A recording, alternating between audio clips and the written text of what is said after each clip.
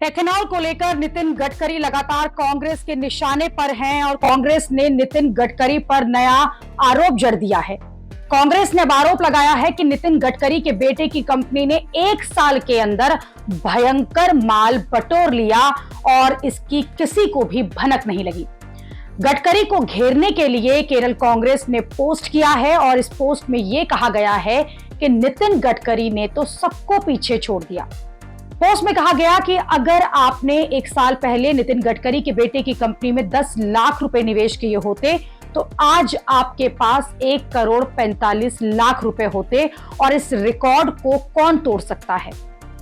केरल कांग्रेस ने तंज करते हुए लिखा है कि सही में नितिन गडकरी का दिमाग जो है वो 200 करोड़ रुपए प्रति महीना है और कोई भी आपकी तरह नहीं सोच सकता। इस पोस्ट के साथ ही केरल कांग्रेस ने एक तस्वीर भी शेयर की है जिसमें सियान Agro Industries and manufacturers limited के शेयर प्राइस बताए गए हैं और यह भी दावा किया गया कि 1 साल में इस कंपनी के शेयर करीब 1355% बढ़ गए। यानी जिस कंपनी के शेयर प्राइस कभी 200 रुपए से भी कम थे वो आज 2700 के पार पहुंच गए।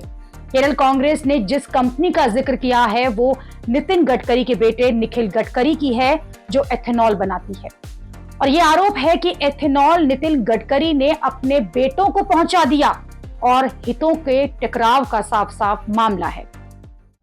केरल कांग्रेस के आरोपों से पहले कांग्रेस भी नितिन गडकरी को घेर चुकी है और कांग्रेस ने आरोप लगाया था कि नितिन गडकरी के दोनों बेटों की कंपनियां जो हैं जिनमें Siyan Agro Industries and Infrastructure Limited और Manas Agro Industries and Infrastructure Limited ethanol produce करती हैं।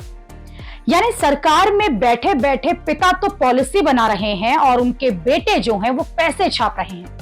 निखिल गडकरी की कंपनी सियान एग्रो का जून 2024 में रेवेन्यू जो है करीब 18 करोड़ था जो कि जून 2025 में बढ़कर 723 करोड़ हो गया। इस कंपनी के शेयर की कीमत जनवरी 2025 में 37 रुपए थी जो कि अब बढ़कर 638 रुपए हो गई है। यानी इन कीमतों में 2184% की वृद्धि हुई है। हालांकि नितिन गडकरी इन आरोपों पर अपनी सफाई दे चुके हैं। गडकरी ने कहा था कि उनका दिमाग 200 करोड़ रुपए प्रति महीने का है और उनके पास तो पैसों की कोई कमी नहीं है।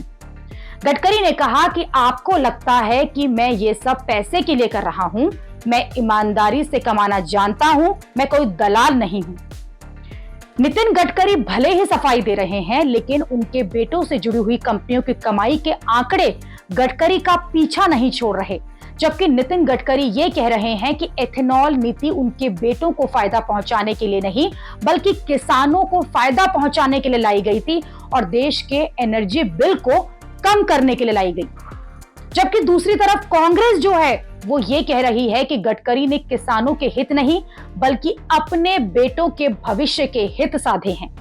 आपको बता दें कि एथेनॉल मिक्स E20 पेट्रोल 2023 में चुनिंदा पेट्रोल पंपों से शुरू हुआ था और अप्रैल 2025 में ये पूरे देश में लागू हो गया। इसमें E10 पेट्रोल की जगह ली थी और जिसमें पेट्रोल में 10% एथेनॉल जो है वो मिलाया जाता था। लेकिन अब पेट्रोल में 20% एथेनॉल मिलाकर पेट्रोल पंपों पर इसे बेचा जा रहा है और इसी का इस्तेमाल देश में ज्यादातर कार और बाइक्स में किया जाता है। लेकिन E10 पेट्रोल को लेकर बड़ा बवाल तब शुरू हो गया जब लोग ये कहने लगे कि एथेनॉल वाले पेट्रोल से गाड़ी की माइलेज जो है वो 2 से 5% तक गिर गई है। लेकिन नितिन गडकरी इन आरोपों से भी इनकार कर चुके हैं। उनका दावा है कि उनके खिलाफ पेड कैंपेन चल रहा है।